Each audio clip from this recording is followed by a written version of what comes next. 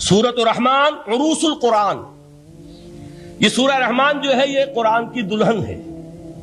جیسے دلہن کو آپ خوشنما لباس پہناتے ہیں، آراستہ پیراستہ اس کو گہنے اور اس کو زیور پہناتے ہیں، تو جس طریقے سے سجاتے ہیں آپ دلہن کو، اللہ تعالیٰ نے ایک سورت قرآن مجید میں یہ ایسی رکھی ہے سورہ رحمان کہ اسے خوب سجایا ہے. بہرحال قرآن کے الفاظ کا جو حسن ہے، جہاں تک حسن معنوی ہے وہ تو ہر لفظ میں ہے، لیکن یہ حسن ظاہری، حسن صوتی، حسن لفظی یہ اپنے کلائمیکس پر آپ کو نظر آئے گا سورہ رحمان میں. اس کی 4 آیات پر ذرا توجہ کریں گے، عجیب حقائق سامنے آئیں گے. پہلی آیت کیا ہے؟ الرحمن. ایک آیت ہو گئی. رحمان کیا ہے؟ اللہ کا نام ہے. کبھی آپ نے غور کیا اللہ کے ناموں میں سب سے پیارا نام کون سا ہوگا؟ رحمان. کیوں؟ اس کا مادہ کیا ہے؟ رحمت. ہمیں سب سے بڑھ کر جس چیز کی ضرورت ہے وہ کیا ہے؟ رحمت خدا بندی. اچھی طرح سن لیجئے اس حضور کے قول کو. حضور فرماتے کوئی شخص جنت میں مجرد اپنے عمل کی بنیاد پر داخل نہیں ہو سکے گا جب تک کہ رحمت خدا بندی دستگیری نہ کرے. کسی صحابی نے بڑی ہمت اور جرأت کا ثبوت دیا کہ پوچھ لیا کیا حضور آپ بھی؟ جب آپ نے فرمایا کوئی شخص داخل نہیں ہو سکتا جنت میں محض اپنے عمل کی بنیاد پر جب تک کہ رحمت خدا بندی جو ہے وہ دستگیری نہ فرمائے. پوچھا گیا کیا آپ بھی؟ آپ نے فرمایا ہاں میں بھی. آپ اندازہ کیجئے کہ اگر محمد الرسول اللہ بھی رحمت خدا بندی کے ضرورت مند ہوں تو تاب دیگراں چہ رسد ہماری تو سب سے بڑی ضرورت رحمت خدا بندی ہے. اب یہ رحمت جو ہے قرآن مجید میں اللہ تعالیٰ کی یہ شان 2 الفاظ کے ذریعے سے آتی ہے، رحیم اور رحمان. اور کوئی مادہ نہیں ہے جس سے 2 نام بنتے ہوں اللہ کے، لیکن یہ مادہ ہے واحد رحمت کا کہ جس سے رحمان بھی ہے رحیم بھی ہے. رحیم صفت مشبہ ہے، رحمت دائم ہو جائے گی، مستقل ہوگی تو رحیم کہیں گے. اور رحمان اس میں رحمت کی ہے وہ شان ہے کہ جیسے ٹھاٹھے مارتا ہوا سمندر ہو، ہیجان کی کیفیت، طوفانی کیفیت، رحمت خداوندی کا طوفانی جوش، وہ ہے رحمان. اب آگے چلیے. الرحمن علم القرآن. رحمان نے قرآن سکھایا. رحمت خداوندی کا سب سے بڑا مظہر، رحمان کی رحمانیت کا سب سے بڑا مظہر قرآن ہے. ان میں جو منطقی ربط ہے اس کو سمجھتے جائیے. اچھا آپ یہ سوچئے جو علم بھی انسان کو حاصل ہوا وہ کس نے دیا؟ اللہ نے. سائنس کا علم کس نے دیا؟ اللہ نے. علم آدم الاسماء کلہا. وہ علم الاسماء جو حضرت آدم کو دے دیا گیا تھا ازل میں، یہ اسی کا ظہور ہے، یہ اسی کی ایکسفولیشن ہے جو ہو رہی ہے اور ہوتی رہے گی ابھی. اور دوسرے علم ہے وہ کس نے دی؟ اللہ نے دی. لا یحیطون بشیء من علمہ الا بما شاء. مخلوق میں سے کوئی اللہ کے علم میں سے کسی شے کا احاطہ نہیں کر سکتا مگر وہ جتنا اللہ دینا چاہے. لیکن یہ کہ تمام علوم میں چوٹی کا علم قرآن. نوٹ کرتے جائیے، اب چوٹی کی چیزیں جمع کیجئے. اللہ کے ناموں میں چوٹی کا نام رحمان. اللہ نے جو کچھ انسان کو سکھایا اس میں چوٹی کا علم قرآن. خلق الانسان. انسان کو پیدا فرمایا. سوال یہ کہ حیوانات کو کس نے پیدا فرمایا؟ آسمان کس نے پیدا کیے؟ زمین کس نے پیدا کی؟ فرشتے کس نے پیدا کیے؟ کیا مطلب خلق الانسان؟ اس کی تمام مخلوقات میں اس کا کلائمیکس، اس کی تخلیق کی معراج، اس کے تخلیق کا نقطہ عروج انسان ہے. یہ ہے کہ جو مسجود ملائک بنا ہے.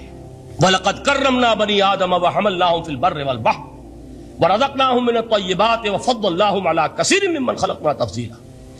تو تخلیق میں سب سے اونچی تخلیق انسان کی، علموں میں سب سے اونچا علم قرآن کا، اللہ کے ناموں میں سب سے اونچا نام رحمان. اب آئیے چوتھی چیز، علمہ البیان. انسان کو بیان کی صلاحیت عطا فرمائی. کیا اور کوئی صلاحیت عطا نہیں کی؟ بینائی کس نے دی؟ اللہ نے. اسی طریقے سے سماعت کس نے عطا فرمائی؟ اللہ نے. کتنی فیکلٹیز ہیں، کتنے ایکسٹرنل آرگنز ہیں سینس کے، کتنے انٹرنل سینسز ہیں جو اللہ نے دیے ہیں. لیکن یہاں بھی سمجھ لیجئے جتنی فیکلٹیز ہیں ہیومن فیکلٹیز، ان میں ٹاپ کی فیکلٹی جو ہے وہ اسپیچ ہے، کلام ہے، بیان ہے.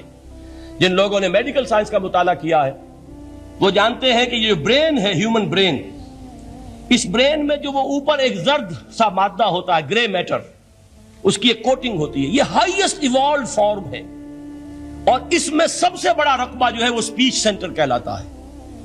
اسی لیے انسان کو حیوان ناطق کہتے ہیں. حیوان کے اور انسان کے مابین امتیاز قائم کیا گیا، نطق، گویائی، بولنا۔ اب یہ کیا چیز ہوئی؟ انسان کی صلاحیتوں میں سے سب سے اونچی صلاحیت، 4 آیتیں ہو گئی نا۔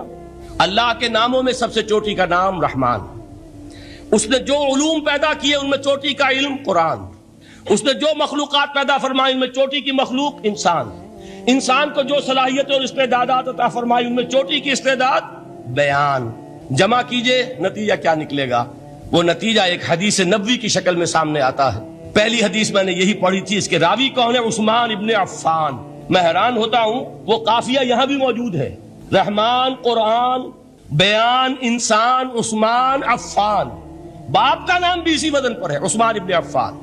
عن عثمان ابن عفان رضی اللہ تعالی عنہ قال قال رسول اللہ صلی اللہ علیہ وسلم، حضرت عثمان شہید مظلوم ذو النورین رضی اللہ تعالی عنہ فرماتے ہیں کہ اللہ کے رسول صلی اللہ علیہ وسلم نے فرمایا، خیرکم من تعلم القرآن وعلمہ، تم میں سے بہترین لوگ وہ ہیں جو قرآن سیکھیں اور سکھائیں۔ قوت بیان جو تمہاری ٹاپ فیکلٹی ہے، اس کا استعمال کسی گھٹیا کام کے لیے نہیں ہونا چاہیے۔ دیکھیے اردو میں محاورہ ہے کہ توپ سے مکھی نہیں ماری جاتی، توپ بنائی گئی ہے کسی بڑی شے کے لیے، مکھی مارنے کے لیے توپ استعمال نہیں ہوتی۔ یہ قوت بیان جو ہے، جو ٹاپ موسٹ فیکلٹی ہے ہیومن جو فیکلٹیز ہیں ان میں سے، اس کا استعمال بھی ٹاپ موسٹ ہونا چاہیے۔ قرآن کو بیان کرو، وہ جیسے کہ علامہ اقبال نے کہا ہے، بلکہ غالباً ان کے قبر پر آس پاس جو اشعار لکھے ہوئے ان میں سے ایک یہ بھی ہے، اگر یک قطرہ خونداری اگر مشتے پرے داری، بے آبامن تو آموزم طریق شاہ بازی را، اگر تمہارے اندر ایک قطرہ بھی خون کا ہے اور مٹھی بھر بھی پر اگر اللہ نے دیے ہیں تو میرے پاس آؤ کہ میں تمہیں شاہبازی کے طریقے سکھاؤں۔ اسی طرح جان لیجئے اگر اللہ نے قوت گویائی عطا فرمائی، اگر اللہ نے تمہیں حیوان ناطق بنایا، اگر اللہ تعالیٰ نے تمہیں یہ صلاحیت عطا فرمائی، اس صلاحیت کا مصرف دنیا کو نہ بناؤ، اس صلاحیت کا مصرف اللہ کے کلام کو پھیلانے پر اس کو صرف کرو۔ خیرکم من تعلم القرآن وعلمہ، خیر جب لفظ آتا ہے بغیر من کے، ورنہ تو آتا ہے خیر من ہو، تو یہ ہوگی کمپیریٹیو جو ایک ایڈجیکٹیو جو ہوتی ہے، لیکن یہ سپرلیٹیو ڈگری ہے جب بغیر من کے ہوگا۔ خیرکم، دی بیسٹ امنگسٹ یو، جو تم میں بہترین لوگ ہیں وہ کون ہیں؟ من تعلم القرآن وعلمہ، جو قرآن سیکھیں اور سکھائیں، قرآن پڑھیں اور اسے بیان کریں۔ آج جان لیجئے سب سے بڑی ضرورت اس بات کی ہے